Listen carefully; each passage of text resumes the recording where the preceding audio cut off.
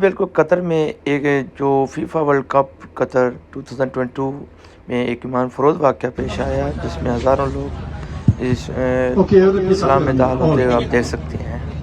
अशहदु अल्ला इलाहा इल्लल्लाह व अशहदु अन्ना मुहम्मदन रसूलुल्लाह व अशहदु अन्ना ईसा अब्दुल्लाह व रसूलुह।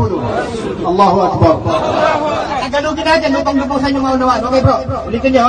Ako ay sumasaksi, naniniwala na wala ng ibang Diyos maliban kay Allah ang tagapaglikha.